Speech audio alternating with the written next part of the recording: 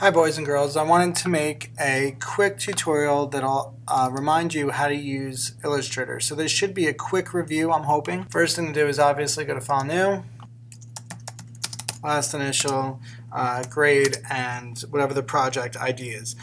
The first thing I'm going to show is the pen and related tools. Usually for that we either get a picture from the internet or draw it. So I'm just going to quickly grab a picture from the internet so that you could see how to handle that tool.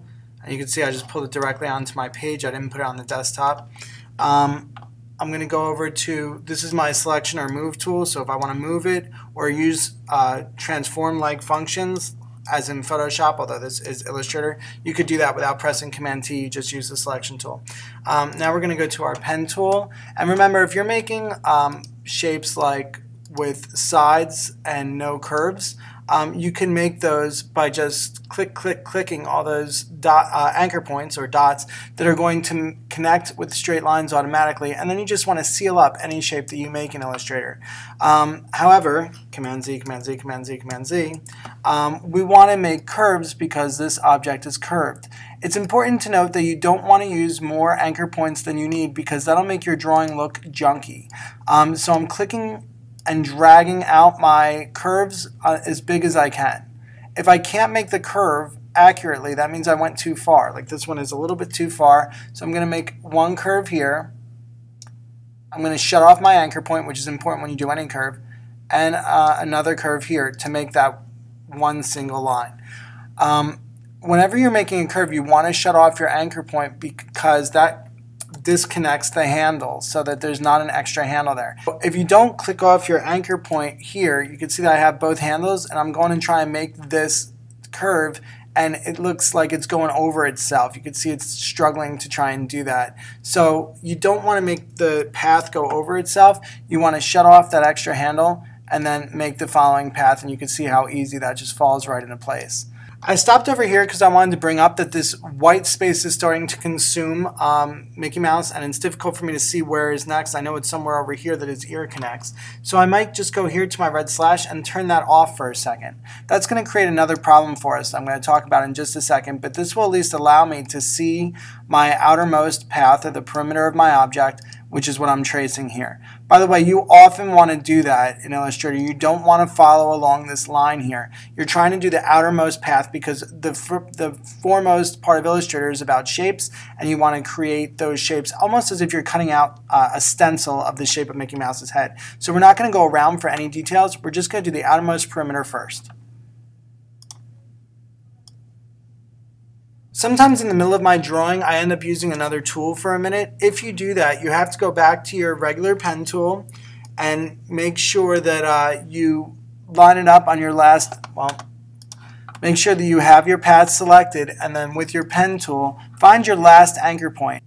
A little slash is going to come up to tell you that you're connecting with your former path, so I can continue along this path now. Otherwise, if you don't do that, I'm going to select off of it for a minute.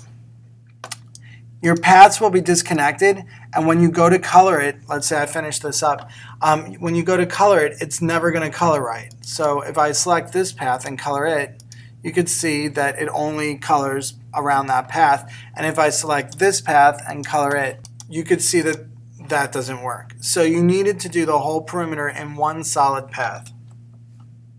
Alright, so now that I'm nearing the end of my drawing, I return back to the original first anchor point, look for that circle to pop up with my pen tool and stretch it out. That circle is important to show that we just sealed the shape. Alright, so now I'm done with this drawing. I can just pull this away. Okay, where did my drawing go? This is a common problem that people have. If you look at your strokes, you could see your stroke over here and your fill over here. You could see that they're not visible. So that's something that people miss all the time. I'm going to draw a selection box over it so you can see my path at least. One way to solve that problem is just by adding a color. I'm just going to pick some, I guess, pink, and then you could see it. So another thing is if you don't want it to be solid, because maybe you're still drawing, or you're still maybe correcting your drawing, you would want to make it clear temporarily, but at least have an outline over here so your picture doesn't completely disappear. Alright, so now you can see what that looks like. I'm going to bring Mickey Mouse back into my artwork for a minute. Okay, so I have some issues going on here that I wanted to show you how I'm going to fix. First of all, over here I could see that I made a problem. I made an extra anchor point. I'm going to go into my pen tool and look for the minus. And I'm going to just delete that extra anchor point that I have. And now I can go to my white arrow tool and use it on the handles to adjust that line, the path into shape. I also see here that I kind of missed where I was shooting for, so I'm going to put that in there because that's what this white arrow selection, direct selection tool is for, to move handles like this and anchor points like that. So one other problem that you guys run into a lot is that things have gotten lightly colored in Illustrator. That just means you have something independently selected. So if you triple click your page in an empty area, it'll make everything come back. If I'm drawing Mickey Mouse's silhouette and I want to make sure that I'm not accidentally moving things around, Command Z, I could go to Object, Lock Selection, and it'll lock him into place. So this way, if I'm trying to move just this, I'm able to do that, just the path. Also, by the way, if I hold Shift, it'll allow me to change my path in proportion if I want to change sizes. Okay, well, I don't really need Mickey Mouse anymore, so I'm going to delete him or move him to the side.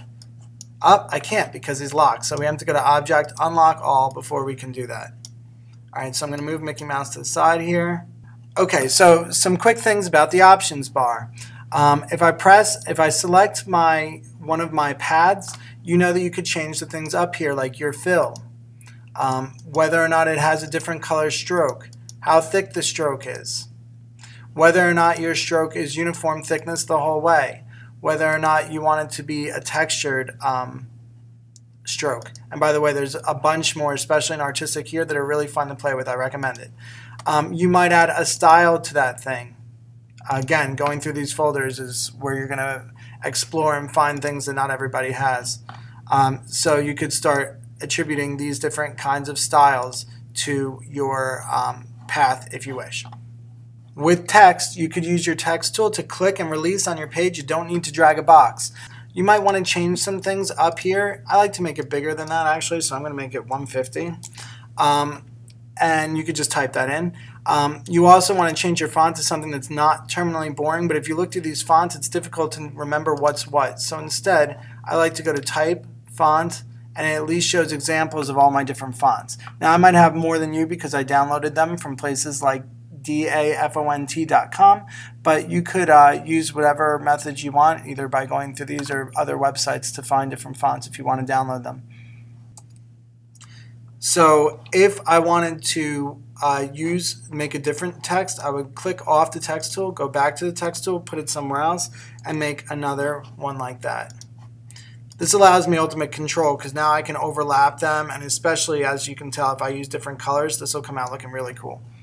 Also, as you know, we're working in layers, so if you want to move an object behind another object, you select it and go with the selection tool and go to Object, Arrange, Send Backward or Send to Back.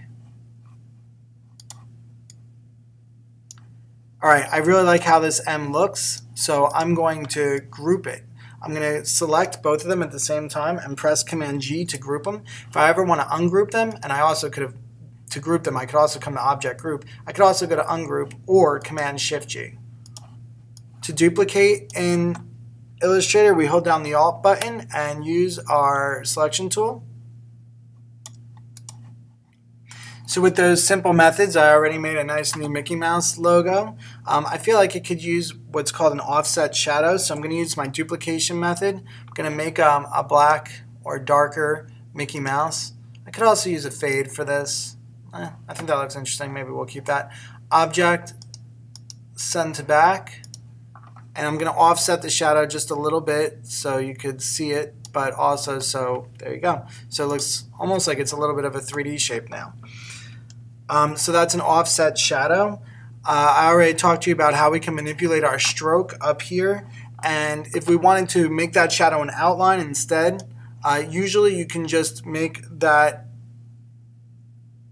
duplicate larger, but in some cases that won't work, and you'll literally just have to use the pen tool and draw around. Like it's not really working in this case. Actually, that kind of looks interesting, but I'd rather see a true outline would go around this. It would get smaller in here and come around here. So that's something that you'd have to do with the pen tool if you wanted a true outline, but that's some ways to create some contrast and also some emphasis in your logo. I'm obviously emphasizing the Mickey Mouse shaped head by repeating it with that offset shadow or outline, either of those options. I'm going to Command-Alt-Z because I think I prefer the offset shadow better. All right, and that is a quick review of how to use Illustrator. I hope that I cut this video down as much as possible so you could get a quick view, and I hope you enjoyed this tutorial. Please leave appropriate feedback.